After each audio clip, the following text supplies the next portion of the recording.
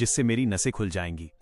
मैं एक महान योद्धा बनूंगा आरुषि, और पूरी उम्र तुम्हारी ढाल बनकर रहूंगा।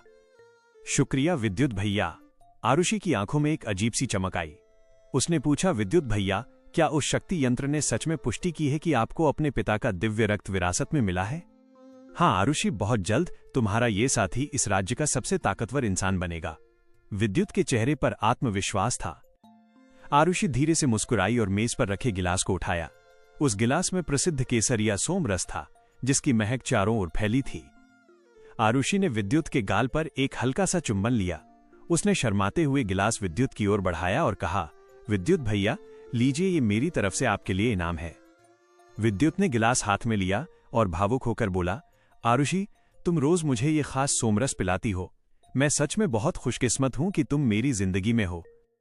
ये कहकर उसने एक ही बार में पूरा गिलास खाली कर दिया। रस की मिठास उसकी जुबान पर थी और उसका दिल भी उतना ही मीठा महसूस कर रहा था। लेकिन अगले ही पल उसे लगा जैसे पूरी दुनिया गोल गोल घूम रही है। आरुषि, मुझे चक्कर क्यों आ रहे हैं? तुम्हारा ये रस? विद्युत ने पत्थर की मेज को पकड़ने की कोशिश की और आरुषि की ओर देखा। लेकिन अब आरुषि का चेहरा मासूम नहीं, बल्कि बर्फ जैसा ठंडा और बेरहम लग रहा था। हाँ, विद्युत, आरुषि पिछले 3 साल से तेरे साथ सिर्फ इसलिए थी ताकि वो तेरे अंदर के उस दिव्य रक्त को पाल सके। अब सही समय आ गया है, क्यों ना अपना वो रुद्र अंश हमें दान कर दे। तभी झाड़ियों के पीछे से एक अधेड़ उम्र का आदमी बाहर निकला। वो आरुषि का पिता और कबीले का मुख्य सेनापति विक्रम सिंह था। साफ आसमान में बिजली गिरने जैसा एहसास हुआ और विद्युत का दिमाग सुन्न हो गया। आरुषि, विद्युत ने फटी आंखों से आरुषि की ओर देखा, पर आरुषि की नजरों में अब सिर्फ बेरुखी और नफरत थी। क्यों? मैंने तो तुम्हें अपनी जान से भी ज्यादा चाहा था। आरुषि की पत्थर जैसी आंखें किसी तेज खंजर की तरह विद्युत के कलेजे में उतर गईं। वो पूरी ताकत लगाकर आरुषि की ओर झपटा, लेकिन जहर अपना काम कर चुका था। आरुषि बस एक कदम पीछे हटी और विद्युत धूल चाटते हुए जमीन पर गिर पड़ा। इंद्रप्रस्थ की अग्निपथ अकादमी के आर्यन मल्होत्रा को जानते हो? 6 साल की उम्र में उसने अभ्यास शुरू किया और सिर्फ 2.5 साल में योद्धा स्तर हासिल कर लिया। 9 साल की उम्र में उसने युद्ध कलाओं में महारत पाई और आज 16 साल की उम्र में वो इस पूरे आर्यावर्त के 4 सबसे बड़े शूरवीरों में से एक है। और तुम एक बीमार और कमजोर लड़के हो जिसकी नसें पूरी तरह बंद हैं। अगर सच कहूं तो तुम महज एक कचरा हो। तुम्हारा दिव्य रक्त जाग भी गया तब भी तुम एक लूजर ही रहोगे। क्या तुम आर्यन का मुकाबला कर सकते हो?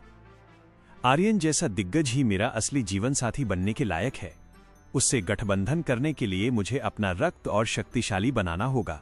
जब तुम मुझसे इतना प्यार करते ही हो तो क्यों ना मेरे काम आ जाओ। अपने इस रक्त की आहुति देकर मुझे और भी ताकतवर बना दो। आरुषि के मुंह से निकले ये शब्द किसी जहरीले सांप के डंक की तरह थे। धप! तभी उस अधेड़ उम्र के आदमी ने विद्युत की पीठ पर अपना भारी बूट रखा। उसके हाथ में एक चमकता हुआ तेज खंजर था। विद्युत, अपना रक्त दे दो। रीढ़ की हड्डी में उतरता वो खंजर और शरीर से खिंचता वो दिव्य लहू, उस असहनीय दर्द ने विद्युत को डुबो दिया। विद्युत की उस चीख में अकेलापन, बेबसी और गहरा सन्नाटा था। धीरे धीरे वो एक अंतहीन अंधेरे में खो गया। आरुषि, मैंने तुम्हें अपनी आत्मा माना था, फिर तुमने मुझे ये जख्म क्यों दिया? विद्युत दहाड़ मारकर अपने बिस्तर पर उठ बैठा। सागवान की लकड़ी से बना उसका पलंग जोर से चरमरा उठा। विद्युत पसीने से लथपथ था। उसे लगा शायद ये कोई बुरा सपना था, पर नहीं, ये सपना नहीं था। ये सब कैसे सपना हो सकता था? ये वो खौफनाक हकीकत थी जो 3 दिन पहले घटित हुई थी। विद्युत सूर्यवंश कबीले का असली वारिस था। उसके पिता कबीले के प्रधान थे और आरुषि कबीले के मुख्य सलाहकार की बेटी थी। वे साथ पले बढ़े, साथ खेले और पूरी दुनिया उन्हें एक दूसरे के लिए बना मानती थी। उन्होंने अकेले में एक दूसरे के साथ जीवन बिताने की कस्में भी खाई थीं। विद्युत ने कभी सपने में भी नहीं सोचा था कि आरुषि और कबीले के बड़े बुजुर्ग मिलकर उस पर हमला करेंगे और उसकी विरासत, उसका दिव्य रक्त उससे छीन लेंगे। ताकत, ये सब मेरी कमजोरी का नतीजा है। अगर मेरे पास असाधारण प्रतिभा और शक्ति होती तो उनकी हिम्मत भी नहीं होती मेरी तरफ आंख उठाकर देखने की। विद्युत ने अपनी मुट्ठियां कसी। उसके हाथ गुस्से से कांप रहे थे और आंखों में खून उतर आया था। कचरा! आरुषि ने उसे यही पुकारा था। 3 दिन पहले कहे गए आरुषि के वे शब्द अब भी उसके कानों में हथौड़े की तरह गूंज रहे थे। चर्रर्र! दरवाजा खुला क्या अब विद्युत अपने इस अपमान का बदला लेने के लिए तैयार है? उसी दिव्य लहू के साथ वो फिर से युद्ध कलाओं का अभ्यास कर सकता है और अपनी किस्मत बदल सकता है। उस पल विद्युत के शरीर में हो रही अजीब सी हलचल धीरे धीरे शांत हो गई। उसके चेहरे पर एक फीकी मुस्कान आई और उसने अपनी मां की तरफ देखकर कहा, मां, मैं बिल्कुल ठीक हूं। बाहर अचानक शोर सुनाई दिया। आप ये क्या कर रहे हैं? ये मुख्य भवन है, आप बिना अनुमति के यहां नहीं घुस सकते। विद्युत ने सुना, ये उसकी मां सुमित्रा जी की निजी दासी आरती की आवाज थी। चटाक! हट पीछे! एक जोरदार तमाचे और गुस्से भरी आवाज के साथ एक लड़का कमरे में दाखिल हुआ जिसका चेहरा नफरत से भरा था।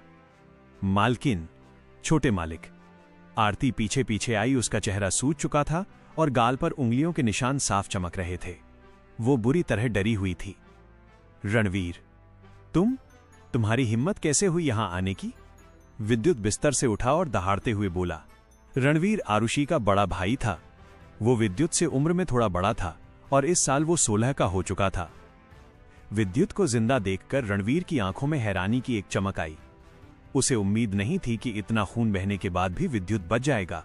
फिर उसके चेहरे पर एक कुटिल मुस्कान आ गई। विद्युत, तूने सही कहा। मेरी बहन आरुषि अब इस पूरे सूर्यवंश कबीले की कमान संभालने वाली है। अब वही इस मुख्य हवेली की मालिक होगी। इसलिए अब तुम और तुम्हारी मां यहां रहने के हकदार नहीं हो। अभी के अभी अपना बोरिया बिस्तर समेटो और यहां से दफा हो जाओ। सुमित्रा जी का चेहरा सफेद पड़ गया। उन्हें पता था कि एक दिन ऐसा आएगा, लेकिन उन्हें उम्मीद नहीं थी कि ये लोग इतनी जल्दी और इतनी बेशर्मी पर उतर आएंगे। सुमित्रा जी ने बेबसी से मुस्कुराते हुए कहा, रणवीर बेटा, विद्युत अभी घायल है।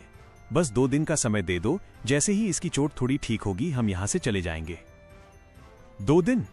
मैं चाहता हूं कि तुम आज और इसी वक्त यहां से निकलो। तुम यहां रुककर क्या साजिश रचना चाहती हो? क्या मुझे पता नहीं है? रणवीर ने हिकारत से कहा।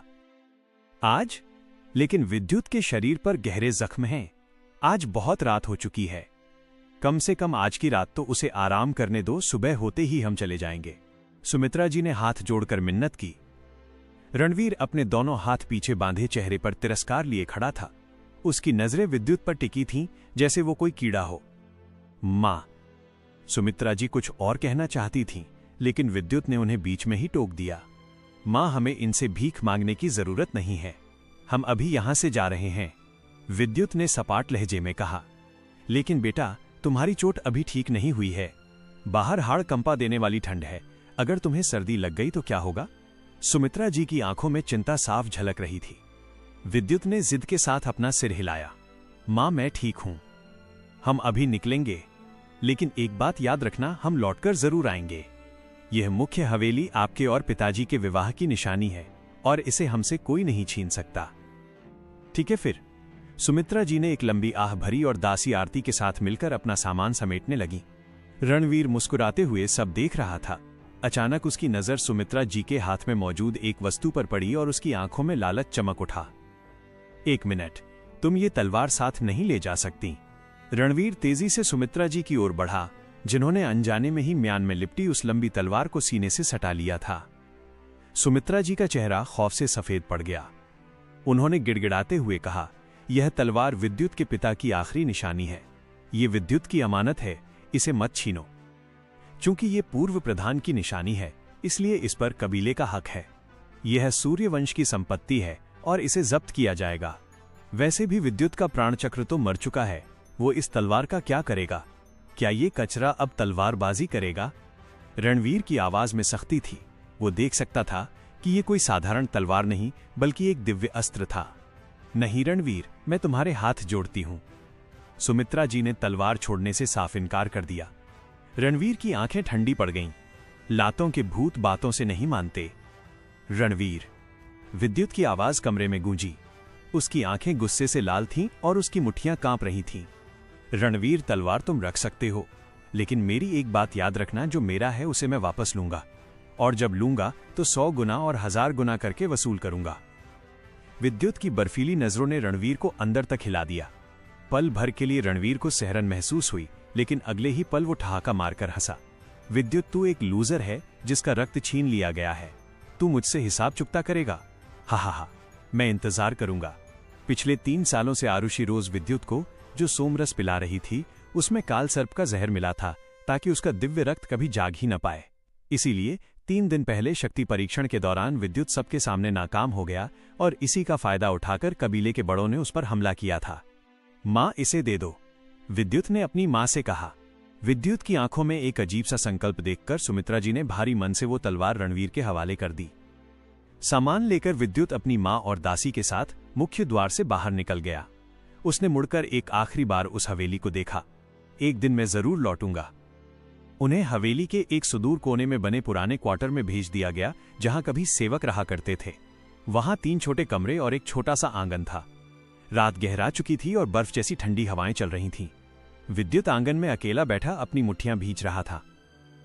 ताकत, इस दुनिया में ताकत ही सब कुछ है। मेरे पास ताकत नहीं थी, इसीलिए आरुषि और उन बूढ़ों ने मेरा लहू निकाल लिया। मेरे पास ताकत नहीं थी, इसीलिए मैं अपनी छत और अपने पिता की तलवार नहीं बचा सका। बिना ताकत के आप सिर्फ जिल्लत झेल सकते हैं, विरोध नहीं। लेकिन अब मैं महसूस कर सकता हूं कि मेरा रक्त फिर से जन्म ले रहा है। भले ही ये नया रक्त पहले जैसा शक्तिशाली न हो, लेकिन अगर मैं दूसरों से 100 गुना ज्यादा मेहनत करूंगा तो एक दिन अपनी तकदीर खुद लिखूंगा और अपनों की रक्षा करूंगा। पीछे से कदमों की आहट आई। सुमित्रा जी ने विद्युत के कंधों पर एक शॉल डाली और कहा, बेटा, बाहर बहुत ठंड है, कमरा तैयार है, चलो अंदर चलकर आराम करो। मां, आप भी जल्दी सो जाइए। विद्युत धीमे से मुस्कुराया। कमरे में बिस्तर पर लेटे हुए भी विद्युत की आंखों में नींद नहीं थी। उसका मन सिर्फ एक ही सवाल पूछ रहा था, मेरा नया रक्त पूरी तरह कब विकसित होगा। उसने अपना ध्यान अपनी रीढ़ की हड्डी पर केंद्रित किया। उसे वहां हल्की सी झंझनाहट और एक धुंधली लाल रोशनी महसूस हुई। उस रोशनी के बीच एक छोटी सी आकृति उभर रही थी, जो किसी दिव्य कीट जैसी लग रही थी। मेरा रक्त अभी पूरी तरह विकसित नहीं हुआ, फिर भी ये दिखाई दे रहा है। विद्युत हैरान था। आमतौर पर रक्त जागृत होने के बाद ही दिखाई देता है। अगर ये दिख रहा है तो क्या मैं इसका इस्तेमाल अभी से कर सकता हूं? यह सोचते ही विद्युत ने सूर्यवंश की बुनियादी तकनीक प्राण साधना का अभ्यास शुरू कर दिया। तुरंत ही आसपास की प्राण ऊर्जा तेजी से विद्युत के शरीर की ओर खींचने लगी। ऊर्जा सोखने की यह रफ्तार तो किसी द्वितीय श्रेणी के योद्धा जैसी है। विद्युत की खुशी का ठिकाना नहीं था। इस आर्यावर्त की धरती पर योद्धा 2 तरह के होते हैं, साधारण और दिव्य रक्त वाले। दिव्य रक्त वाले योद्धा न केवल युद्ध में प्रबल होते हैं, बल्कि उनकी साधना की गति भी साधारण लोगों से कहीं तेज होती है। अभी विद्युत का नया रक्त पूरी तरह पनपा भी नहीं था और उसकी गति इतनी तेज थी। अगर ये पूरी तरह जाग गया तो क्या होगा? 1 घंटे के निरंतर अभ्यास के बाद विद्युत ने आंखें खोलीं। उसे महसूस हुआ कि उसके जख्म काफी हद तक भर चुके हैं और उसका शरीर जो हमेशा से कमजोर रहता था, अब उसमें जान आने लगी थी। अगर इसी तरह चलता रहा तो कुछ ही दिनों में मेरे जख्म पूरी तरह भर जाएंगे और मेरा शरीर पहले से कहीं ज्यादा मजबूत हो जाएगा। तब मेरी साधना की गति भी बढ़ जाएगी। विद्युत ने सोचते हुए अनजाने में अपना हाथ गले की ओर बढ़ाया, जहां हमेशा एक काला धागा रहता था। लेकिन वो धागा तो था, पर उसमें लटका प्राचीन पीतल का लॉकेट गायब था। विद्युत को याद आया कि उसका पुनर्जन्म शायद उसी लॉकेट की वजह से हुआ है। अब वो लॉकेट उसके माथे के बीचों बीच यानी भ्रिकुटी में समा चुका था। विद्युत ने अपनी आंखें मूंद लीं और अपनी चेतना को माथे के उसी केंद्र पर ले गया। जैसे ही उसका ध्यान वहां टिका, उसके हृदय से रोशनी की एक लहर उठी और वो लहर एक तेज भंवर में बदल गई। उस भंवर ने विद्युत को पूरी तरह अपनी लपेट में ले लिया। अगले ही पल नजारा बदल गया। जब विद्युत ने आंखें खोलीं तो वो किसी दूसरी ही दुनिया में था। वो पत्थर के एक ऊंचे मंच पर खड़ा था, जो करीब 10 मीटर लंबा और चौड़ा था। उस मंच के 3 तरफ सिर्फ धुंध और गहरा सन्नाटा था। सिर्फ एक दिशा में पत्थर की सीढ़ियों की एक लंबी कतार ऊपर की ओर जा रही थी। 99 सीढ़ियों के बाद एक और ऊंचा मंच था और उसके आगे फिर वैसी ही सीढ़ियों का सिलसिला। सीढ़ियों की इन परतों के सबसे ऊपर एक विशाल महल चमक रहा था। दूरी ज्यादा होने की वजह से विद्युत को सब कुछ साफ नहीं दिख रहा था, लेकिन उसे ऐसा लगा जैसे उस महल का मुख्य द्वार खुला है। उस धुंध के बीच वहां किसी की परछाई बैठी हुई महसूस हो रही थी और पूरे माहौल में किसी प्राचीन मंत्र के उच्चारण की गूंज सुनाई दे रही थी। वह मंत्र विद्युत के कानों में पड़ते ही उसे एक अजीब सी मानसिक शांति मिली। उसकी सारी चिंताएं और दर्द जैसे हवा हो गए और उसका दिमाग एकदम साफ और चैतन्य हो गया। आखिर मैं यहां कैसे पहुंचा? ये कौन सी जगह है? तभी उसकी नजर एक तरफ पड़े पत्थर के शिलालेख और एक लोहे की पेटी पर पड़ी। उस पत्थर पर 4 शब्द लिखे थे, परम शक्ति मंदिर। इन शब्दों के अलावा वहां और कुछ नहीं था। विद्युत अब उस काली पेटी की ओर बढ़ा। पेटी छोटी थी, करीब आधा मीटर चौड़ी। जैसे ही उसने उसे खोला, उसके अंदर 3 प्राचीन पुस्तकें और एक नीलम की शीशी रखी थी। उस शीशी पर लिखा था कायाकल्प अमृत। कायाकल्प अमृत? क्या ये वही दुर्लभ औषधि है जिसकी कहानियां सुनी थी? विद्युत की खुशी का ठिकाना न रहा। उसने शीशी का ढक्कन खोला तो एक ऐसी खुशबू आई जिसने उसे तरोताजा कर दिया। शीशी के अंदर अंगारे जैसी लाल चमकती हुई एक छोटी सी गोली थी। कहते हैं कि कायाकल्प अमृत इंसान के शरीर की अशुद्धियों को जड़ से खत्म कर देता है और उसे फिर से नया जीवन देता है। अग्निगढ़ शहर के हजारों सालों के इतिहास में ऐसी औषधि सिर्फ गिनी चुनी बार ही देखी गई थी। इस अमृत से मेरा कमजोर शरीर और बंद नसें पूरी तरह ठीक हो सकती हैं। विद्युत ने जोश में गहरी सांस ली और उस शीशी को संभाल कर रख दिया। फिर उसने उन 3 पुस्तकों को उठाया। ये युद्ध कला की 3 महान विद्याएं थीं। ब्रह्म अस्त्र साधना, अग्नि रुद्र प्रहार और वायुपुत्र चाल। विद्युत ने सबसे पहले ब्रह्म अस्त्र साधना का पन्ना पलटा। ब्रह्म अस्त्र साधना एक दिव्य श्रेणी की विद्या। यदि इसे शिखर तक सिद्ध कर लिया जाए तो साधक के पास सृष्टि की सबसे विनाशकारी शक्ति होगी, जिससे वो पूरी दुनिया पर विजय पा सकता है। दिव्य श्रेणी की विद्या। विद्युत की आंखें फटी की फटी रह गईं और उसकी सांसें तेज हो गईं। आमतौर पर साधना की विद्याएं 5 श्रेणियों में होती हैं: देव, उच्च, मध्यम, साधारण और निम्न। लेकिन दिव्य श्रेणी तो सिर्फ दंत कथाओं में सुनी जाती थी। विद्युत ने आज तक किसी ऐसे योद्धा के बारे में नहीं सुना था जिसके पास दिव्य श्रेणी की विद्या हो। यहां तक कि सूर्यवंश कबीले की सबसे महान विद्या भी सिर्फ उच्च श्रेणी की थी। लेकिन इस पुस्तक में सिर्फ पहला स्तर ही लिखा था, जिससे साधक सिर्फ अपनी नसों को जागृत कर सकता था। अगला स्तर हासिल करने के लिए उसे उन 99 सीढ़ियों को पार कर दूसरे मंच तक पहुंचना होगा। विद्युत ने आखिरी पन्ने पर एक चेतावनी पढ़ी। यदि तुम ब्रह्म अस्त्र साधना का दूसरा स्तर सिद्ध करना चाहते हो तो तुम्हें अपनी 3 गुप्त दिव्य नसों को खोलना होगा। यदि इन दिव्य नसों को खोले बिना अभ्यास किया तो तुम्हारा शरीर ऊर्जा के दबाव से फट जाएगा। विद्युत ने लंबी सांस ली। साधना की राह बहुत कठिन थी। एक साधारण योद्धा सिर्फ 9 नसों को खोलकर अगले स्तर पर पहुंच जाता है, जिन्हें मानव नसें, पृथ्वी नसें और आकाश नसें कहा जाता है। लेकिन इन 9 नसों के ऊपर 3 और नसें होती हैं, जिन्हें दिव्य नसें कहा जाता है। आर्यावर्त में इन नसों को खोलने वाले साधक विरले ही होते हैं। आरुषि ने सिर्फ एक दिव्य नस खोली थी और उतने में ही पूरे शहर में हाहाकार मच गया था और उसे कबीले की कमान सौंप दी गई थी। दिव्य विद्या के लिए मुझे 3 दिव्य नसें खोलनी होंगी। विद्युत ने मन ही मन ठान लिया। फिर उसने बाकी 2 पुस्तकें देखीं। एक मुक्केबाजी की विद्या थी और दूसरी शरीर को हवा की तरह तेज चलाने की। भले ही ये साधारण श्रेणी की थीं, लेकिन सूर्यवंश के पास ऐसी विद्याएं भी गिनती की ही थीं। विद्युत ने अब कायाकल्प अमृत की शीशी उठाई और उस लाल गोली को मुंह में रख लिया। वो अमृत गले से उतरते ही शरीर में आग की तरह फैल गया। विद्युत को महसूस हुआ कि उसकी हड्डियों में कंपन हो रहा है और उसकी मांसपेशियां खिंच रही हैं। उसका पूरा शरीर तप रहा था और रोम छिद्रों से काली अशुद्धियां पसीने के रूप में बाहर निकलने लगी। जब कायाकल्प अमृत पूरी तरह शरीर में समा गया तो अगले दिन दोपहर होने को थी। पूरी रात विद्युत की आंखों में नींद का एक कतरा तक नहीं था, लेकिन उसे बिल्कुल थकान महसूस नहीं हो रही थी। इसके उलट वो खुद को पहले से कहीं ज्यादा तरोताजा और ताकतवर महसूस कर रहा था। उस एक दिव्य औषधि ने उसे पूरी तरह बदल दिया था। उसका शरीर अब किसी साधारण युवक से कहीं अधिक मजबूत था। उसकी नसें पूरी तरह खुल चुकी थीं और रगों में बिजली जैसी फुर्ती दौड़ रही थी। बस एक ही समस्या थी, उसके शरीर पर गंदगी की एक मोटी परत जम गई थी। ये वो अशुद्धियां थीं जो अमृत ने उसके शरीर से बाहर निकाल फेंकी थीं। ये सब बहुत चिपचिपा और अजीब सा महसूस हो रहा था। जैसे ही विद्युत ने मन में विचार किया, वो पलक झपकते ही उस रहस्यमयी मंदिर से वापस अपने कमरे में लौट आया। वो दबे पांव दरवाजा खोलकर बाहर निकला। उसने देखा कि उसकी मां सुमित्रा जी और दासी आरती वहां नहीं थीं। शायद वे बाजार से राशन लेने गई थीं। विद्युत आंगन में बने कुएं के पास पहुंचा। उसने ताजा ठंडा पानी निकाला और शरीर की सारी गंदगी धो डाली। साफ कपड़े पहनने के बाद उसे ऐसा महसूस हो रहा था जैसे वो हवा में तैर रहा हो। तभी सुमित्रा जी और आरती बाहर से लौटी। जैसे ही उनकी नजर विद्युत पर पड़ी, दोनों की आंखें फटी की फटी रह गईं। अब विद्युत के चेहरे पर वो पीलापन नहीं था। उसके चलने के अंदाज में एक अलग ही आत्मविश्वास और ओज था। वो पहले वाले बीमार और लाचार लड़के जैसा बिल्कुल नहीं लग रहा था। बेटा विद्युत, क्या तुम्हारी तबीयत ठीक है? सुमित्रा जी ने बड़े ध्यान से उसे देखते हुए पूछा। हाँ छोटे मालिक, आप तो पहले से बिल्कुल अलग दिख रहे हैं, आरती ने भी अपनी बड़ी बड़ी आंखों से ताज्जुब जताते हुए कहा। विद्युत मुस्कुराया और बोला, मां पता नहीं कैसे, लेकिन इस चोट के बाद जब मैंने कल रात अपनी प्राण साधना का अभ्यास किया तो मेरी बंद नसें अचानक खुल गईं और ऊर्जा का संचार होने लगा।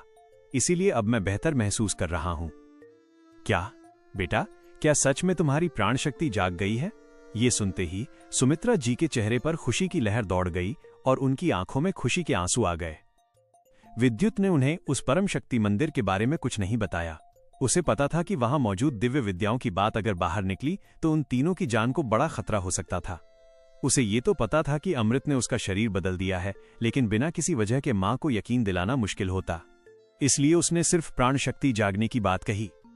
मेरे बच्चे, ये तो बहुत बड़ा चमत्कार है। सुमित्रा जी भावुक होकर उसे चूमने लगी। भले ही वो अभी सिर्फ एक शुरुआती साधक बना था और किसी बड़े योद्धा या दिव्य रक्त वाले से उसकी तुलना नहीं थी, फिर भी एक मां के लिए ये खबर किसी उत्सव से कम नहीं थी। छोटे मालिक, अब तो आप मालकिन और मेरी रक्षा करेंगे ना? आरती ने भी चहकते हुए कहा। इसके बाद सुमित्रा जी और आरती रसोई में जुट गईं। जल्द ही पूरे आंगन में खाने की सौंधी खुशबू फैल गई। तीनों ने एक साथ बैठकर खुशी खुशी भोजन किया। खाना बहुत सादा था, 2 सब्जियां और थोड़ी सी रोटियां। बेटा, तुम्हारी चोट अभी पूरी तरह ठीक नहीं हुई है। तुम ये थोड़ा ज्यादा खाओ ताकि तुम्हारे शरीर में खून और ताकत बढ़े। सुमित्रा जी ने सारा अच्छा हिस्सा विद्युत की थाली में डाल दिया। मां, आप और आरती भी तो खाइए, विद्युत ने कहा। पिछले 6 सालों से जब से विद्युत के पिता के लापता होने की खबर आई थी, उनकी हालत दिन ब दिन बिगड़ती गई थी। कबीले वालों ने उनका भत्ता अलाउंस देना बंद कर दिया था। वे मुश्किल से ही कभी मांस या अच्छा खाना खा पाते थे। सुमित्रा जी और आरती हमेशा अपना हिस्सा विद्युत को दे देती थीं ताकि उसकी सेहत बनी रहे। साधना के लिए शरीर में ऊर्जा होना बहुत जरूरी है और अच्छा खाना उसके लिए अनिवार्य है। सूर्यवंश के वे योद्धा जिनका दिव्य रक्त जाग चुका था, वे साधारण जानवरों का नहीं बल्कि जंगली वन जीवों का मांस खाते थे। जो और भी प्रतिभाशाली थे, वे तो हर रोज कीमती जड़ी बूटियों से बना रुद्रपाचन चूर्ण लेते थे ताकि उनकी हड्डियां और नसें लोहे जैसी मजबूत हो जाएं। विद्युत जैसा खाना खा रहा था, उससे साधना की रफ्तार बढ़ाना मुश्किल था। बेटा, अब तुम्हारी प्राण शक्ति जाग गई है तो सिर्फ साधारण खाने से काम नहीं चलेगा। मेरे पास 8 शक्तिवर्धक गोलियां हैं, तुम इन्हें अपनी साधना के लिए रख लो। सुमित्रा जी ने बड़ी सावधानी से एक छोटी सी शीशी निकाली और विद्युत की ओर बढ़ाई। विद्युत दंग रह गया। इन गोलियों की कीमत बहुत ज्यादा थी। मां, एक गोली के लिए कम से कम 1 तोला चांदी लगती है। आपके पास इतने पैसे कहां से आए? सुमित्रा जी बस मुस्कुरा दी। बेटा, मां हूं, सब इंतजाम कर लेती हूं। ये मैंने पहले ही तुम्हारे शरीर को ठीक करने के लिए बचाकर रखे थे। छोटे मालिक, मालकिन ने अपने हाथ के सोने के कंगन बेच दिए थे ताकि ये 8 गोलियां खरीद सकें। आरती से रहा नहीं गया और उसने सच उगल दिया। आरती, सुमित्रा जी ने उसे टोकते हुए कहा, बेटा तुम बस अपनी साधना पर ध्यान दो। अगर तुम शक्तिशाली बन गए तो ये कंगन क्या चीज है? मां, विद्युत का गला भर आया। उसने उन गोलियों की शीशी को कसकर पकड़ लिया। वो कंगन उसके पिता ने मां को मुंह दिखाई में दिए थे। मां उन्हें अपनी जान से ज्यादा प्यार करती थी, पर आज उन्होंने अपने बेटे के भविष्य के लिए अपनी आखिरी निशानी भी बेच दी। मां, आप फिक्र मत कीजिए, मैं इतना शक्तिशाली योद्धा बनूंगा कि फिर कभी आपको किसी के सामने हाथ नहीं फैलाना पड़ेगा। मैं आपको वो सम्मान वापस दिलाऊंगा जिसकी आप हकदार हैं। विद्युत ने मन ही मन प्रतिज्ञा की। खाना खाने के बाद विद्युत अपनी उन गोलियों को लेकर कमरे में गया और फिर से अपनी चेतना को उस परम शक्ति मंदिर में ले गया। वहां पहुंचते ही उसकी नजर उन 99 सीढ़ियों के ऊपर मौजूद दूसरे मंच पर गई। वहां एक और पेटी रखी थी जो इस बार तांबे की चमक दे रही थी। पहली काली पेटी में ब्रह्म अस्त्र साधना का पहला स्तर और कायाकल्प अमृत मिला था। न जाने उस दूसरी पेटी में क्या होगा। विद्युत बड़ी उत्सुकता के साथ सीढ़ियों की ओर बढ़ा, लेकिन जैसे ही उसने 99वीं सीढ़ी पर कदम रखा और दूसरे मंच पर चढ़ना चाहा, वो आगे नहीं बढ़ पाया। एक अदृश्य दीवार ने उसका रास्ता रोक दिया था। शायद अभी मेरी शक्ति इतनी नहीं है कि मैं वहां पहुंच सकूं। विद्युत को मायूस होकर पीछे हटना पड़ा। वो वहीं जमीन पर पालथी मारकर बैठ गया। उसने शीशी से एक शक्तिवर्धक गोली निकाली और उसे खा लिया। जैसे ही गोली उसके गले के नीचे उतरी, उसकी रीढ़ की हड्डी में अचानक भयानक गर्मी महसूस हुई। उसे ऐसा लगा जैसे उसके भीतर कोई विशाल भंवर पैदा हो गया हो जिसने उस गोली की पूरी ताकत को एक ही पल में सोख लिया। फिर रीढ़ की हड्डी से एक बेहद शुद्ध और शक्तिशाली ऊर्जा पूरे शरीर में प्रवाहित होने लगी। इतनी जल्दी? विद्युत हैरान रह गया। एक साधारण इंसान को इस एक गोली को पचाने में कम से कम पूरा दिन लगता है, लेकिन उसके शरीर ने इसे पल भर में ही सोख लिया था। यानी शुरुआती चरण। ये किसी भी योद्धा की बुनियाद होती है और सबसे आसान भी। बेशक ये आसानी हर व्यक्ति के लिए अलग होती है। अच्छे खानदान के बच्चे 1 महीने से 1 साल के भीतर अपनी सभी 9 नसें खोल लेते हैं, लेकिन आम लोग पूरी जिंदगी लगा देते हैं और फिर भी 9 नसें नहीं खोल पाते। मगर विद्युत ने सिर्फ एक दोपहर में 3 नसें खोल दी थीं। अगर ये खबर बाहर निकलती तो पूरे शहर के होश उड़ जाते। ये सब ब्रह्म अस्त्र साधना जैसी दिव्य विद्या और उस शून्य अंश का कमाल था जिसने गोलियों की ताकत को सीधे रगों में उतार दिया था। अपने शरीर की 3 नसों में दौड़ती उस गर्म ऊर्जा को महसूस कर विद्युत का मन जोश और आत्मविश्वास से भर गया। रात के खाने के बाद वो फिर से उस परम शक्ति मंदिर में पहुंचा और अभ्यास शुरू किया। अब उसका लक्ष्य था अपनी पहली युद्ध कला को सिद्ध करना, अग्नि रुद्र प्रहार। इस विद्या में शरीर की मांसपेशियों और हड्डियों को प्राण ऊर्जा के जरिए एक घातक हथियार में बदला जाता है। हर प्रहार के लिए ऊर्जा का सटीक संतुलन जरूरी होता है। बिना कड़ी मेहनत के इसे सिद्ध करना नामुमकिन है। विद्युत ने अपनी मुद्रा बनाई और अभ्यास शुरू किया। मंदिर के उस ऊंचे महल से आती मंत्रों की गूंज ने विद्युत के दिमाग को आईने की तरह साफ कर दिया। अग्नि रुद्र प्रहार की बारीकियां उसके मस्तिष्क में बिजली की तरह कौंधने लगीं। उसने अपनी ऊर्जा को पैरों में उतारा और फिर उसे कमर की हड्डी की ओर धकेला। उसकी रीढ़ एक नाग की तरह बल खाई और वो सारी शक्ति उसके मुक्कों में समा गई। विद्युत ने जोर से चिल्लाकर हवा में मुक्का मारा। बूम! हवा में एक जोरदार धमाका हुआ और आसपास की धुंध कांप उठी। प्रथम परिचय। विद्युत की आंखों में हैरानी थी। किसी भी युद्ध कला को सिद्ध करने के 6 स्तर होते हैं। प्रथम परिचय, आंशिक सफलता, निपुणता, पूर्णता, चरमोत्कर्ष और एकाकार होना। विद्युत ने सोचा भी नहीं था कि पहली ही बार में वो प्रथम परिचय के स्तर तक पहुंच जाएगा। यह एक साधारण श्रेणी की विद्या थी, पर आम इंसान को यहां तक पहुंचने में महीनों लग जाते हैं। उस महल से आती गूंज मेरी समझ को हजारों गुना बढ़ा रही है। विद्युत ने महल की सीढ़ियों की ओर देखा। उसे एहसास हुआ कि उसकी तेज तरक्की के पीछे उस रहस्यमयी आवाज का बहुत बड़ा हाथ है। अगले 3 दिनों तक उसके पास शक्तिवर्धक गोलियां नहीं थीं, इसलिए नसों को खोलने की गति थोड़ी धीमी हो गई। फिर भी अपनी मेहनत के दम पर उसने चौथी नस खोल ली और साधना के मध्य चरण में प्रवेश कर लिया। उसका अग्नि रुद्र प्रहार भी अब दूसरे स्तर यानी आंशिक सफलता तक पहुंच चुका था। उसका नया रक्त अब भी धीरे धीरे विकसित हो रहा था। एक हल्की मुस्कान के साथ विद्युत उस मंदिर से बाहर आया और अपने कमरे का दरवाजा खोला। जैसे ही वो बाहर निकला उसने देखा कि आरती रोते हुए आ रही थी और उसकी आंखें लाल थीं। छोटे मालिक, जल्दी चलिए और मालकिन को वापस ले आइए। वो पिछले कई घंटों से सिंह परिवार के घर के बाहर घुटनों के बल बैठी हैं। आरती ने सुबकते हुए कहा, क्या ये क्या हो रहा है? चलो जल्दी। विद्युत तेजी से आरती के साथ बाहर की ओर भागा। रास्ते में आरती ने उसे सब बताया। जब से सुमित्रा जी को पता चला था कि विद्युत की प्राण शक्ति लौट आई है, वो बेहद खुश थीं।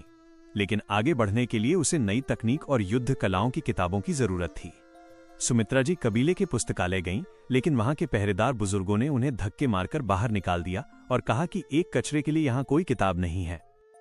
हार मानकर सुमित्रा जी अपने मायके सिंह परिवार के पास गईं। सिंह परिवार शहर का एक छोटा सा कबीला था, जहां सुमित्रा जी के भाई यानी विद्युत के मामा का राज था। विद्युत के मामा ने मदद करने से साफ मना कर दिया। उन्होंने कहा कि विद्युत सूर्यवंश का बेटा है और सिंह परिवार अपनी विद्याएं किसी बाहरी को नहीं दे सकता। बेबस सुमित्रा जी पिछले कई घंटों से उनके आंगन में घुटनों के बल बैठी मिन्नतें कर रही थीं कि उनके बेटे को बस एक पुरानी किताब दे दी जाए। नीच लोग! विद्युत के सीने में आग लग गई। क्या विद्युत अपनी मां को उस अपमान से बचा पाएगा? क्या वो सिंह परिवार के घमंड को मिट्टी में मिला देगा? क्या आप चाहते हैं कि मैं अगला भाग लिखूं जहां विद्युत पहली बार अपनी नई शक्ति का प्रदर्शन सबके सामने करता है? अग्निगढ़ शहर में सूर्यवंश कबीला एक ऐसा विशाल वृक्ष था जिसके सामने कोई दूसरा कबीला टिक नहीं सकता था। सिंह परिवार, विद्युत के मामा का परिवार, पहले शहर का एक गुमनाम और छोटा सा कबीला था। लेकिन जब सुमित्रा जी का विवाह तत्कालीन कबीला प्रधान विद्युत के पिता से हुआ तो सिंह परिवार ने सूर्यवंश की शक्ति और रसूख का सहारा लेकर अपनी जड़ें जमाई और मजबूत हुए। विद्युत को याद था कि उस समय सिंह परिवार सुमित्रा जी और उसके साथ कितना मधुर व्यवहार करता था। लेकिन जैसे ही उसके पिता लापता हुए, मामा के परिवार का रवैया पूरी तरह बदल गया। विशेष रूप से विद्युत के नाना के निधन के बाद उसके मामा रणविजय सिंह ने तो उनसे पूरी तरह मुंह ही मोड़ लिया था। रिश्तों की गर्माहट सिर्फ वक्त के साथ होती है, ये कड़वी हकीकत विद्युत के सामने थी। सिंह परिवार के आंगन में सुमित्रा जी जमीन पर बैठी कांप रही थीं। आसपास सिंह परिवार के कई युवा खड़े थे जो उन पर फप्तियां कस रहे थे और उंगलियां उठा रहे थे। आंगन के ऊंचे चबूतरे पर पेट निकाले और अकड़ में बैठे रणविजय सिंह ने बेरुखी से सुमित्रा की ओर देखा। छोटी बहन, आखिर कब तक यहां बैठी रहोगी? क्या अपनी और हमारी बेइज्जती कराने का इरादा है? भैया, मैं आपसे विनती करती हूं। विद्युत की प्राण शक्ति आखिरकार जाग गई है। वो आपका सगा भांजा है, उसे बस 1-2 युद्ध कलाओं की किताबें दे दीजिए। सुमित्रा जी ने आंखों में आंसू भरकर गुहार लगाई। देखो छोटी बहन, मैं वो कड़वी बात कहूंगा जो तुम्हें पसंद नहीं आएगी। विद्युत बचपन से बीमार रहा है और उसका दिव्य रक्त छीना जा चुका है। अगर उसने किस्मत से थोड़ी बहुत प्राण शक्ति जगा भी ली है तो उसका क्या फायदा? वो कभी कोई बड़ा योद्धा नहीं बन पाएगा। बेहतर है कि वो एक आम इंसान बनकर अपनी जिंदगी गुजार दे। और मैं तुम्हें बता दूं, सूर्यवंश के बड़े बुजुर्गों ने मुझे साफ संदेश भेजा है कि मैं अपनी स्थिति समझकर चलूं। मेरा हाथ बंधा है छोटी बहन, तुम्हारी मदद करके मैं सूर्यवंश के बड़ों को नाराज नहीं कर सकता। रणविजय ने लापरवाही से कहा। भैया, मैं नहीं चाहती कि विद्युत कोई बहुत बड़ा महारथी बने। बस वो एक साधारण योद्धा बन जाए ताकि उसकी सेहत ठीक रहे। मैं उतने में ही खुश हूं। मैं वादा करती हूं, ये आखिरी बार है जब मैं आपसे कुछ मांग रही हूं। सुमित्रा जी गिड़गिड़ाती रहीं। रणविजय ने चिढ़कर माथे पर बल डाला और फिर पास पड़ी एक धूल भरी किताब उठाकर सुमित्रा के सामने फेंक दी। हमारे पुराने रिश्तों का मान रखते हुए मैं ये 3 कटार तकनीक दे रहा हूं। भले ही यह किसी काम की नहीं है, लेकिन विद्युत जैसे लड़के के लिए काफी है। अब इसके बाद मुझे परेशान मत करना। मां। तभी विद्युत और आरती वहां पहुंच गए। विद्युत ने लपककर अपनी मां को उठाया। उसने महसूस किया कि उसकी मां का शरीर कांप रहा था, शायद घंटों जमीन पर बैठने की वजह से। बेटा, मामा जी का धन्यवाद तो करो। सुमित्रा जी ने उस किताब की ओर देखते हुए विद्युत से कहा। इनका धन्यवाद? विद्युत का सीना गुस्से से भर गया था। उसने उस रद्दी किताब की ओर देखा भी नहीं। मां, हमें इनकी खैरात की जरूरत नहीं है। चलिए यहां से। विद्युत ने अपनी मां को सहारा दिया और सिंह परिवार की चौखट लांघकर बाहर निकल गया। बड़ी इज्जत वाले बनते हैं। किस्मत से थोड़ी शक्ति क्या मिल गई, खुद को शहंशाह समझने लगे। कचरा तो कचरा ही रहेगा। सिंह परिवार के लड़के पीछे से ठहाके मार रहे थे। विद्युत ने उन पर ध्यान नहीं दिया। उसे पता था कि बिना ताकत के बोलना बेकार है। ज्यादा बहस सिर्फ अपमान बढ़ाती है। लेकिन उसने मन ही मन कसम खाई कि एक दिन वो इन सबको चुप कराकर रहेगा। घर लौटने के बाद विद्युत ने बिना समय गंवाए परम शक्ति मंदिर में प्रवेश किया और अपनी साधना में डूब गया। अग्नि रुद्र प्रहार का अभ्यास करने के बाद उसने अपनी दूसरी विद्या वायुपुत्र चाल पर ध्यान केंद्रित किया। ये एक ऐसी कला थी जो शरीर को बिजली की तरह तेज और लचीला बना देती थी। मंदिर के महल से आती उस दिव्य गूंज की मदद से विद्युत की तरक्की की रफ्तार बेमिसाल थी। सिर्फ 2 बार के अभ्यास में ही उसे इस कला का प्रथम परिचय प्राप्त हो गया। सर। विद्युत का शरीर किसी नाग की तरह बल खाने लगा। उसकी कमर लचीली हो गई और उसने जैसे ही एक कदम आगे बढ़ाया वो पलक झपकते ही 3 मीटर दूर पहुंच गया। 3 मीटर से ज्यादा की दूरी यानी एक कदम में लगभग 10 फीट। वायुपुत्र चाल अपने पहले स्तर पर पहुंच गई है। प्रथम परिचय के इस पड़ाव पर मेरा एक कदम 10 फीट तक जा सकता है। दूसरे स्तर पर पहुंचते ही ये दूरी 20 फीट हो जाएगी। हर बढ़ते स्तर के साथ ये दूरी 10-10 फीट बढ़ती जाएगी। विद्युत ने अपनी प्रगति का आकलन किया। अभी मंजिल बहुत दूर है, मुझे रुकना नहीं है। अगले 10 दिनों तक विद्युत ने कड़ी तपस्या की। इन 10 दिनों में उसने लगातार 2 और नसें खोल लीं और अब वो साधना के मध्य चरण के शिखर पीक पर पहुंच चुका था। लेकिन उसकी सबसे बड़ी उपलब्धि उसकी युद्ध कलाएं थीं। अग्नि रुद्र प्रहार और वायुपुत्र चाल दोनों अब तीसरे स्तर यानी निपुणता मास्टरी तक पहुंच चुकी थीं। अब उसके प्रहारों और चाल में एक लय आ गई थी। प्राण ऊर्जा की साधना अभी भी बहुत धीमी है। अगर इसी रफ्तार से चला तो उन 3 दिव्य नसों को खोलने में न जाने कितने साल लग जाएंगे। विद्युत ने गहराई से सोचा, अगर उसे तेजी से नसें खोलनी थी और अपनी शक्ति को अगले बड़े स्तर यानी योद्धा श्रेणी वॉरियर रेल्म में ले जाना था तो उसे बहुत सारी शक्तिवर्धक गोलियों की जरूरत थी। लेकिन एक गोली की कीमत 100 चांदी के सिक्के थी और विद्युत के पास फूटी कौड़ी भी नहीं थी। अब जबकि मैं मध्य चरण के शिखर पर हूं और मेरी दोनों कलाएं निपुण हो चुकी हैं, मेरे पास खुद की रक्षा करने की पर्याप्त शक्ति है। अब समय है कालवन में अपनी किस्मत आजमाने का। कालवन अग्निगढ़ शहर से लगभग 50 मील दूर एक विशाल और घना जंगल था। ये जंगल सैकड़ों मील में फैला हुआ था और यहाँ हजारों साल पुराने वृक्ष आसमान को छूते थे। इस जंगल में दुर्लभ जड़ी बूटियां और औषधियां उगती थीं, जिसकी तलाश में शहर के हजारों शिकारी और योद्धा वहां जाते थे। लेकिन जहां अवसर होता है वहां खतरा भी होता है। जंगल हिंसक पशुओं और उनसे भी भयानक वन दानवों मॉन्स्टर्स से भरा पड़ा था। हर साल कई योद्धा इन दानवों का निवाला बन जाते थे। विद्युत जंगल के बहुत गहरे हिस्सों में नहीं जाना चाहता था। वो सिर्फ बाहरी इलाकों में रहकर जड़ी बूटियां ढूंढना और अपनी युद्ध कलाओं को असली लड़ाई में परखना चाहता था। मां को एक बहाना बनाकर विद्युत कालवन की ओर निकल पड़ा। 2 घंटे के सफर के बाद वो जंगल की तलहटी में पहुंचा। कालवन किसी सोए हुए दैत्य की तरह लग रहा था, जिसे देखकर मन में एक अनजाना खौफ पैदा होता था। बिना झिझक के विद्युत झाड़ियों को चीरता हुआ अंदर घुस गया। दहाड़! अभी वो कुछ ही मील अंदर गया था कि एक हिंसक जानवर ने उस पर हमला कर दिया। ये एक विशाल सफेद गर्दन वाला चीता था, जो कद में 3 फीट और लंबाई में 9 फीट से ज्यादा था। उसके करीब आते ही उसकी खूंखार गंध ने हवा को भारी कर दिया। विद्युत की आंखें सिकुड़ गईं। उसने एक गहरी सांस ली। उसका शरीर बिजली की तरह लहराया और वो एक तरफ हट गया। उसने अपनी प्राण ऊर्जा को पैरों से खींचकर कमर की हड्डी के जरिए अपने मुक्कों में भरा। अग्नि रुद्र प्रहार! धम! उसका मुक्का सीधे चीते की गर्दन पर लगा। धमाके के साथ चीता कई फीट दूर जाकर गिरा। दहाड़! चीता दर्द से पागल हो गया। वो पहले से कहीं ज्यादा हिंसक होकर फिर से विद्युत पर झपटा। विद्युत ने वायुपुत्र चाल का इस्तेमाल किया, अपने शरीर को हवा में मरोड़ा और चीते के वार से बचकर उसके पेट पर दूसरा प्रहार किया।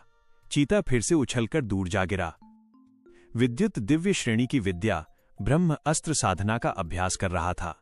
उसकी ऊर्जा किसी साधारण योद्धा की तरह नहीं, बल्कि एक दहाड़ते हुए ड्रैगन की तरह थी जो उसकी नसों में दौड़ रही थी। भले ही विद्युत अभी मध्य चरण के शिखर पर था, लेकिन उसके एक प्रहार की ताकत किसी बड़े स्तर के योद्धा से कम नहीं थी। उसके एक मुक्के में लगभग 100 किलो का दबाव था। 2 प्रहारों में ही चीता अधमरा हो गया। उसके मुंह से खून टपकने लगा। अपनी जान बचाने के लिए उसने पीछे मुड़कर भागना शुरू कर दिया। विद्युत ने हार नहीं मानी और उसका पीछा किया। कुछ ही मिनटों बाद चीता एक गुफा में जा घुसा। विद्युत पल भर के लिए हिचकिचाया, फिर हिम्मत करके अंदर चला गया। अंदर चीता मरणासन्न हालत में पड़ा था। अचानक विद्युत की नजरें चमक उठीं। गुफा की एक दरार में उसे 9 पत्तियों वाली एक दुर्लभ घास दिखी। हर पत्ती एक छोटी घंटी जैसी लग रही थी। ये तो प्रथम श्रेणी की रजत घंटी घास है।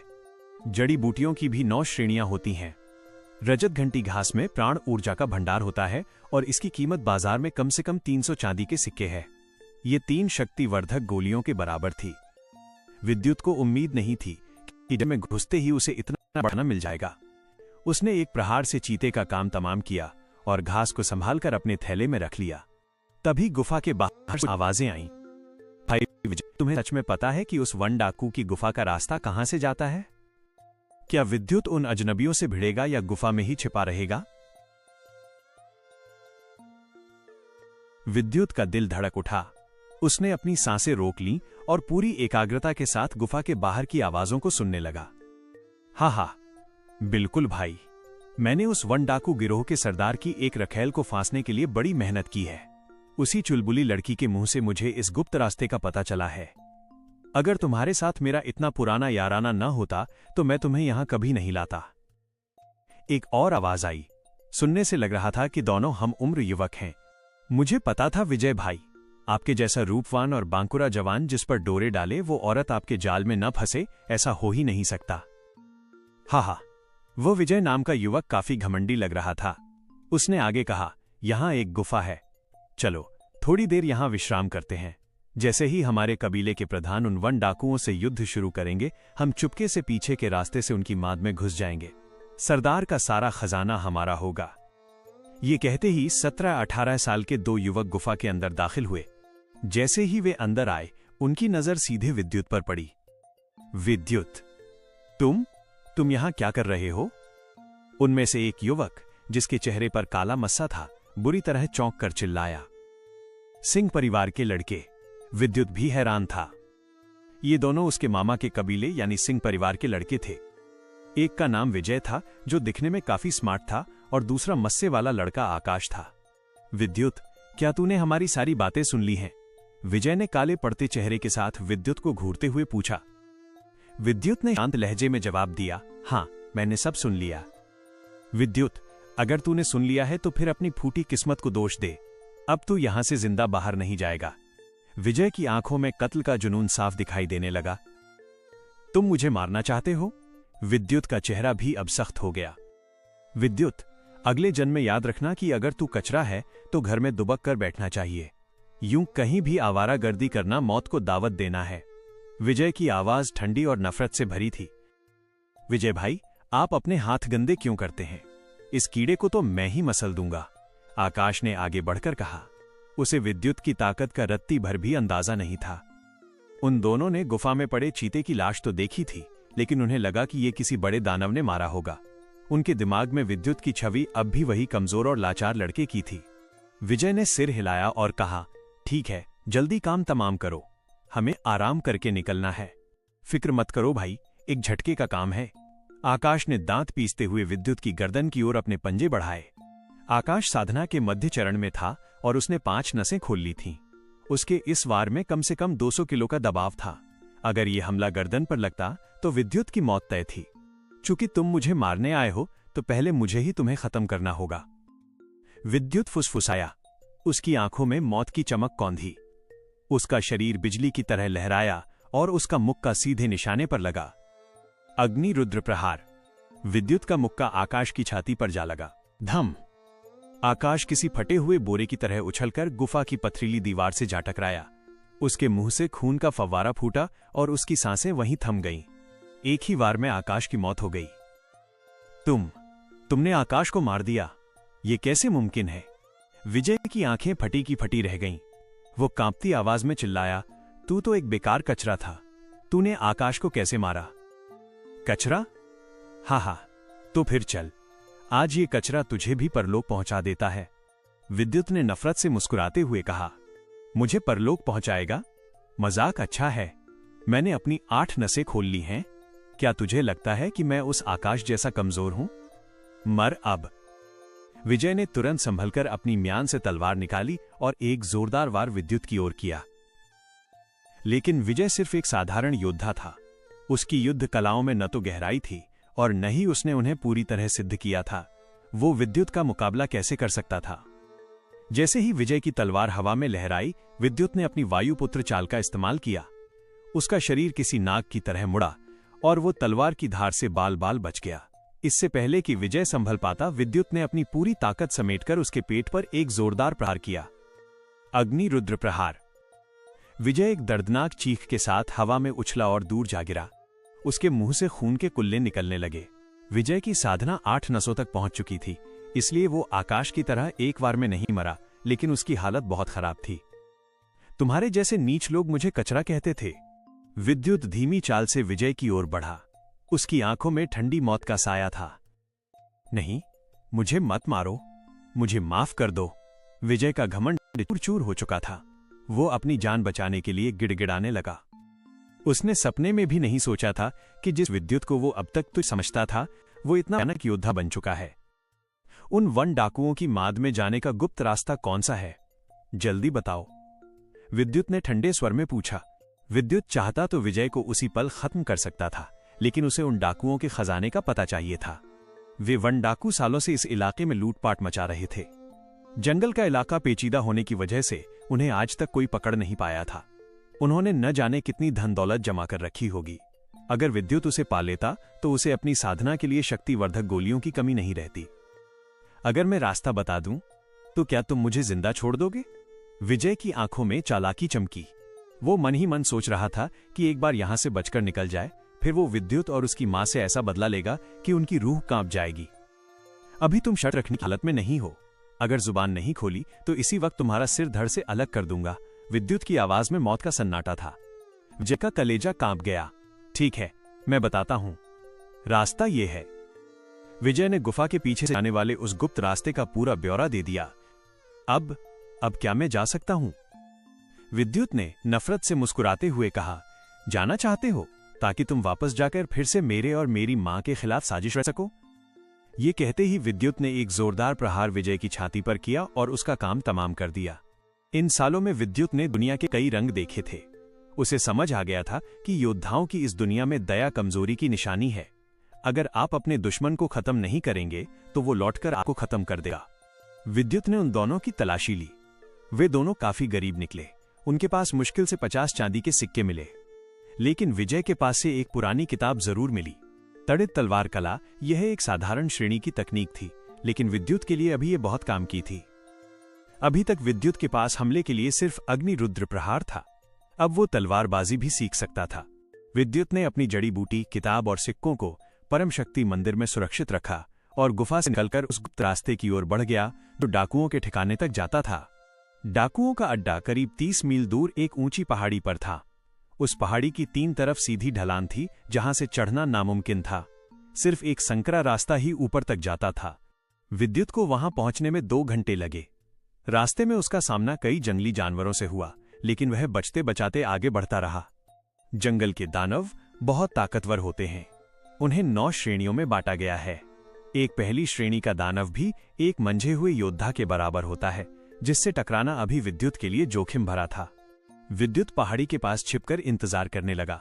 उसे पता था कि विजय के कहे अनुसार आज उसके मामा रणविजय सिंह अपने लड़ाकों के साथ इन डाकुओं पर हमला करने वाले हैं। मामा का इरादा कोई समाज सेवा करना नहीं था, वो भी उन डाकुओं के सालों से जमा किए गए खजाने को लूटना चाहते थे। कुछ ही देर बाद पेड़ों के बीच से सैकड़ों योद्धा दिखाई दिए जो तेजी से पहाड़ी की ओर बढ़ रहे थे। दुश्मन आ गए, सतर्क हो जाओ। पहाड़ी के ऊपर से डाकुओं की दहाड़ सुनाई दी। हवा में तलवारों के टकराने और चीखों का शोर गूंजने लगा। यही सही मौका है।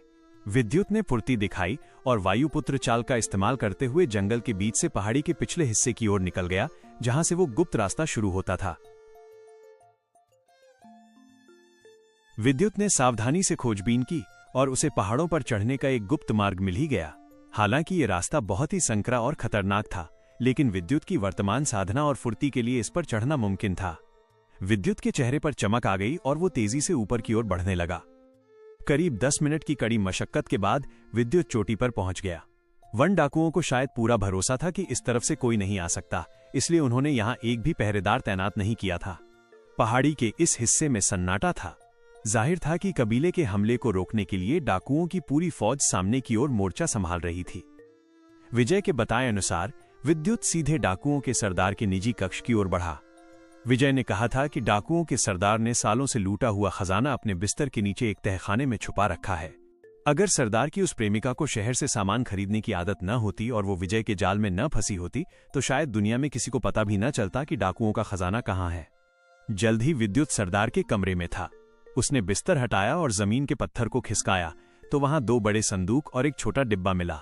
दोनों बड़े संदूक चांदी के सिक्कों से लबालब भरे थे और छोटे डिब्बे में हजारों की कीमत के मुद्रापत्र, करेंसी नोट्स थे। विद्युत की खुशी का ठिकाना न रहा। उसके पास गिनती करने का वक्त नहीं था। उसने तुरंत सब कुछ परम शक्ति मंदिर के भीतर गायब कर दिया और उसी रास्ते से हवा की रफ्तार से नीचे उतर गया। पहाड़ी से नीचे उतरने के बाद वो बिना रुके सीधे अग्निगढ़ शहर की ओर भागा। इस बार चाहे मामा की जीत हो या हार, उनके हाथ सिर्फ खाली संदूक ही लगने वाले थे। कुछ घंटों बाद विद्युत अपने घर पहुंचा।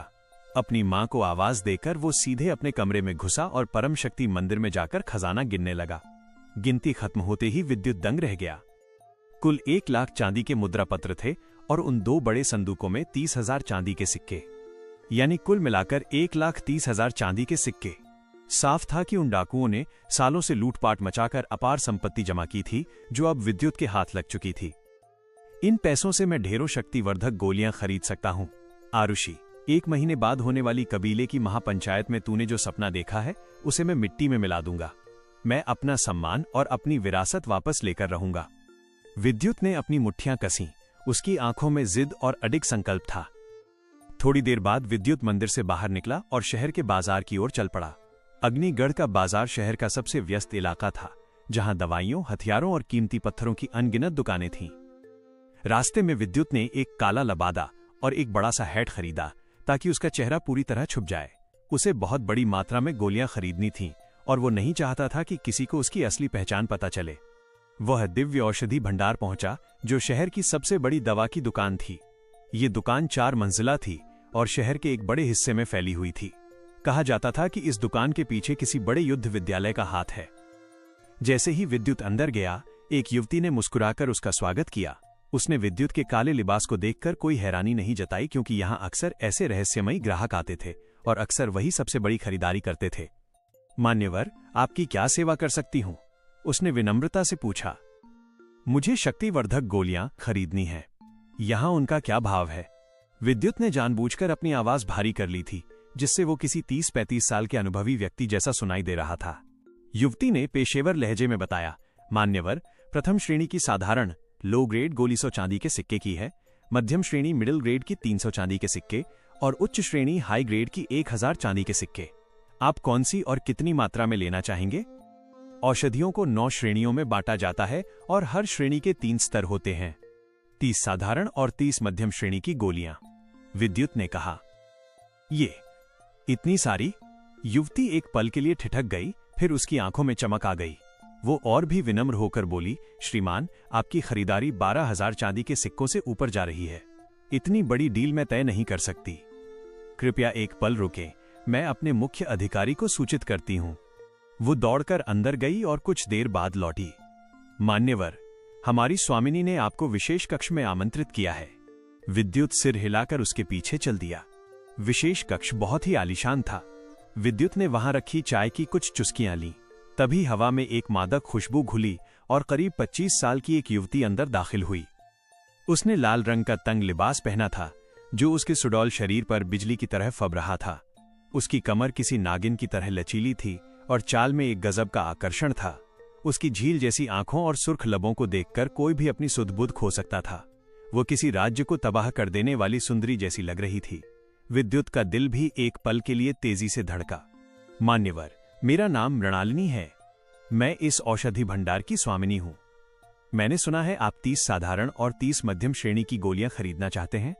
उसकी आवाज इतनी मीठी थी कि शहद भी फीका पड़ जाए। विद्युत ने खुद को संभाला और भारी आवाज में जवाब दिया, हाँ, 12,000 से ज्यादा की खरीदारी पर हम 10% की छूट डिस्काउंट देते हैं। आपकी कुल राशि 12,000 बनती है, पर छूट के बाद आपको सिर्फ 10,800 चांदी के सिक्के देने होंगे।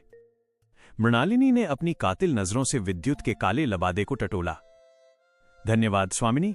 विद्युत ने हाथ जोड़कर अभिवादन किया। मृणालिनी ने ताली बजाई और एक दासी 2 बक्से लेकर आई, जिनमें 60 गोलियां रखी थीं। विद्युत ने तुरंत उतने मुद्रा पत्र, करेंसी नोट्स निकालकर उसे सौंप दिए। अब मैं आज्ञा चाहूंगा। गोलियां लेकर विद्युत वहां से निकलने लगा। अगर आगे भी आपको दिव्य औषधियों की जरूरत हो तो सीधे मृणालिनी के पास आइएगा, आपको हमेशा विशेष छूट मिलेगी। वो विद्युत के थोड़ा करीब आई और उसके शरीर की भीनी खुशबू विद्युत की सांसों में घुल गई। कितनी मायावी स्त्री है, विद्युत ने मन ही मन सोचा और तेजी से बाहर निकल गया। मृणालिनी ने खिड़की से उसे जाते हुए देखा और मुस्कुराई, दिलचस्प है। मालकिन, मुझे तो वो कोई साधारण सा लड़का लग रहा था जिसने खुद को ढक रखा था। इसमें दिलचस्प क्या है? उसकी दासी ने पूछा। मृणालिनी ने रहस्यमयी ढंग से कहा, पल्लवी, तुमने गौर नहीं किया? उसने अपनी आवाज बदली थी, पर वो है महज एक किशोर। अग्निगढ़ में बहुत कम ऐसे नौजवान हैं जो एक बार में 10,000 चांदी के सिक्के फेंक सकें। और सबसे बड़ी बात, मेरे दिव्य रक्त की वजह से मेरी इंद्रियां बहुत तेज हैं। मुझे उस लड़के के भीतर से एक बहुत ही अजीब ऊर्जा महसूस हुई।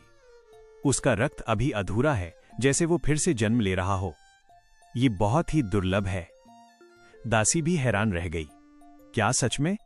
पल्लवी, अगली बार जब वो आए तो मुझे फौरन खबर करना। मृणालिनी की आंखों में जिज्ञासा चमक रही थी। क्या विद्युत इन गोलियों की मदद से अपनी पहली दिव्य नस खोल पाएगा? बाजार से निकलकर घर पहुंचते ही विद्युत की बेचैनी बढ़ गई। वो बिना समय गवाए परम शक्ति मंदिर के भीतर दाखिल हुआ और चंदन की लकड़ी से बने उन बक्सों में से एक को खोला। अंदर 30 शक्तिवर्धक गोलियां करीने से सजी हुई थीं। यह प्रथम श्रेणी की साधारण गोलियां थीं। 7वीं से 9वीं नस को खोलने के लिए ये पर्याप्त होनी चाहिए थीं। विद्युत ने एक गोली निकाली और उसे निगल लिया। गोली के गले से नीचे उतरते ही उसकी रीढ़ की हड्डी में तेज गर्मी पैदा हुई। वहां से एक हल्की लाल रोशनी फूटी और एक जबरदस्त खिंचाव पैदा हुआ, जिसने उस गोली की पूरी शक्ति को सोख लिया। अगले ही क्षण रीढ़ की हड्डी से ऊर्जा का एक शुद्ध झरना फूट पड़ा। मेरा ये रक्त अंश आखिर है क्या? औषधि को पचाने की ये गति तो अकल्पनीय है। विद्युत का मन उत्साह से भर गया। उसने उस ऊर्जा को शरीर के भीतर नियंत्रित किया, जो अब छोटी नागिनों जैसी प्राण शक्ति में बदल चुकी थी। उसने इस शक्ति का रुख अपनी 7वीं नस की ओर कर दिया। यह प्राण शक्ति किसी पैनी आरी की तरह थी, जिसने 7वीं नस के अवरुद्ध द्वार को पल भर में चीर दिया। विद्युत रुका नहीं। वह एक के बाद एक द्वार खोलता गया। जब भी ऊर्जा कम पड़ती, वो तुरंत एक और गोली निगल लेता और हमला जारी रखता। 7वीं से 9वीं नस को आकाश नसें कहा जाता है। इन्हें खोलना पिछली नसों के मुकाबले कहीं ज्यादा कठिन था। 2 दिनों की अखंड साधना के बाद विद्युत ने 24 गोलियां पचा लीं और अंततः अपनी तीनों आकाश नसें खोल दी। अब विद्युत की साधना अपने शिखर पीक पर पहुंच चुकी थी। यहां से वो चाहता तो अपनी नाभि के पास प्राण भंवर बनाकर सीधा योद्धा श्रेणी में कदम रख सकता था, लेकिन विद्युत ऐसा नहीं करने वाला था। उसका लक्ष्य था उन 3 दिव्य नसों को खोलना और उसके बाद ही अगले स्तर पर जाना। हालांकि दिव्य नसों को खोलना लोहे के चने चबाने जैसा था। विद्युत ने जल्दबाजी नहीं की। उसने बची हुई 6 साधारण गोलियां भी खा ली ताकि उसकी प्राण शक्ति और भी घनी और ठोस हो जाए। एक दिन बाद जब उसकी ऊर्जा पूरी तरह जम गई, तब उसने दिव्य नसों पर प्रहार करने का फैसला किया।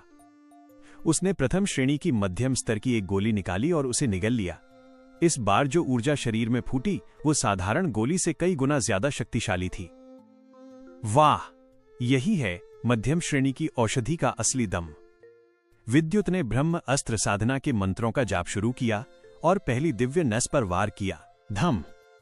विद्युत को ऐसा लगा जैसे उसके शरीर में बिजली का झटका लगा हो और अंग सुन्न हो गए हों। पहली दिव्य नस का पहला द्वार हिला तक नहीं।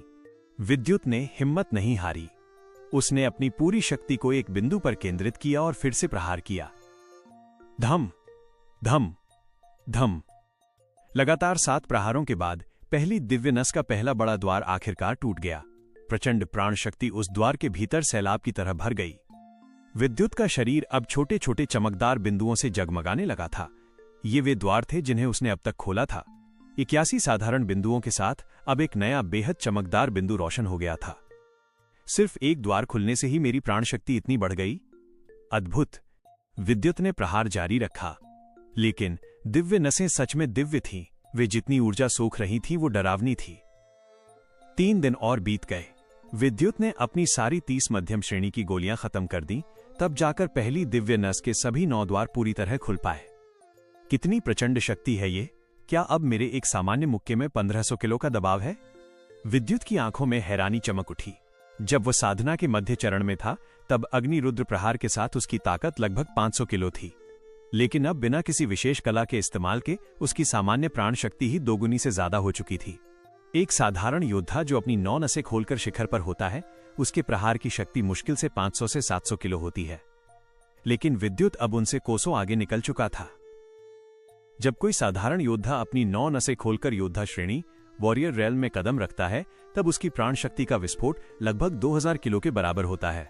2000 किलो यानी एक विशाल जंगली सांड की ताकत। बेशक इस गिनती में अभी युद्ध कलाओं और दिव्य रक्त के विशेष गुणों को नहीं जोड़ा गया है।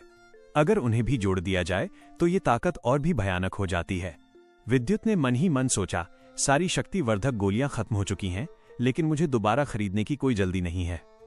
पिछले कुछ दिनों में मेरी साधना बहुत तेज रही है। अब समय है इसे शरीर में गहराई से उतारने का और साथ ही अपनी युद्ध कलाओं को मांझने का। साधना का नियम है एक बार में एक कदम। बहुत तेजी से आगे बढ़ने से नींव कमजोर हो जाती है और प्राण शक्ति में अशुद्धियां रह जाती हैं।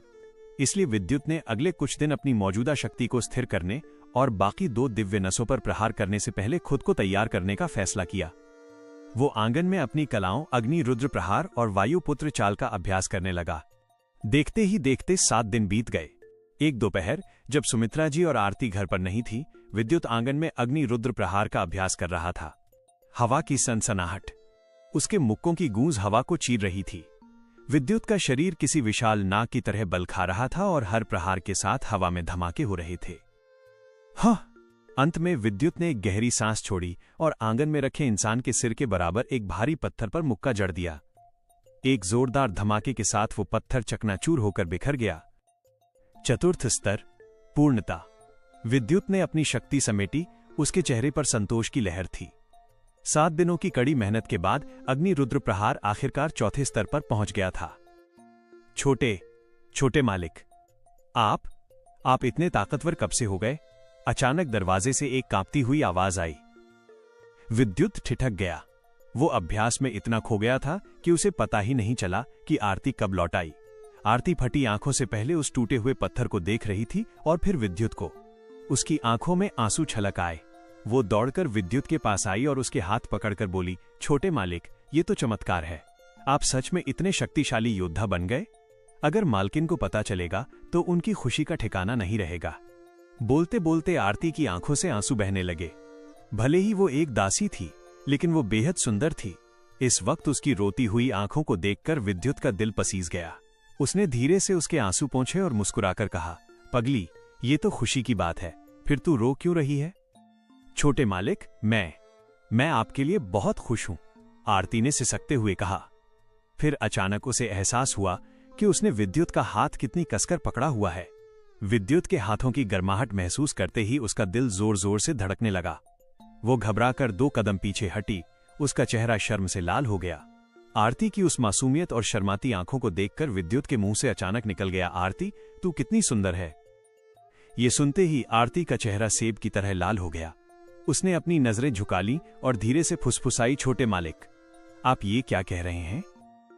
विद्युत थोड़ा झेप गया और बात बदलने के लिए खांसते हुए बोला, खैर, हाँ, आरती, दरअसल हाल ही में मुझे एक प्राचीन रहस्य का पता चला है जिसकी वजह से मेरी शक्ति लौट आई है, लेकिन अभी हम इसके बारे में किसी को नहीं बता सकते। आरती ने अपनी भीगी पलकें झपकाईं और विद्युत को गहराई से देखते हुए पूछा, क्या हम मालकिन को भी नहीं बता सकते? अभी नहीं, विद्युत ने गंभीरता से कहा। ठीक है, मैं वादा करती हूं। आरती ने कुछ देर सोचा, जैसे वो कोई बड़ा फैसला कर रही हो। फिर उसने कहा, छोटे मालिक, मुझे आपसे कुछ मांगना है। क्या बात है? विद्युत ने पूछा। आरती ने अपने होंठ भींचे और कहा, छोटे मालिक, क्या आप मुझे भी युद्ध कला सिखा सकते हैं? विद्युत हैरान रह गया। आरती, तू युद्ध कला सीखना चाहती है? हाँ छोटे मालिक, मैं चाहती हूं कि मैं भी शक्तिशाली बनूं ताकि भविष्य में आपकी और मालकिन की रक्षा करने में मदद कर सकूं। विद्युत ने धीरे से सिर हिलाया। वो आरती की कहानी जानता था। वो अग्निगढ़ के बाहर एक बहुत गरीब परिवार की बेटी थी, जिसे उसके माता पिता ने गरीबी के कारण 8 साल की उम्र में सूर्यवंश की हवेली में बेच दिया था। वो विद्युत के साथ ही पली बढ़ी थी और उसे अपनी सगी बहन की तरह लगती थी। ठीक है आरती, लेकिन तेरा शरीर अभी बहुत कमजोर है। तुझे पहले रक्तवर्धक गोलियां लेनी होंगी ताकि तेरे शरीर में जान आए। उसके बाद मैं तेरा दिव्य रक्त जागृत करने की कोशिश करूंगा। छोटे मालिक, क्या सच में? आरती की खुशी का ठिकाना न रहा। वो खुशी के मारे विद्युत को गले लगाने ही वाली थी कि फिर शर्माकर रुक गई। विद्युत मुस्कुराया और बोला, चल आरती, मुझे बाजार से कुछ जरूरी सामान खरीदना है। तू भी मेरे साथ चल, हम तेरे लिए कुछ अच्छी दवाइयां भी ले आएंगे। क्या बाजार में विद्युत का सामना आरुषि या उसके किसी आदमी से होगा? दिव्यास्त्र शोधन, ये अग्निगढ़ के बाजार का वो हिस्सा है जहां योद्धाओं के लिए शस्त्र मिलते हैं। यहां सिर्फ साधारण तलवारें ही नहीं, बल्कि प्राण शस्त्र, स्पिरिट वेपन्स भी मिलते हैं जो दुर्लभ धातुओं से बने होते हैं।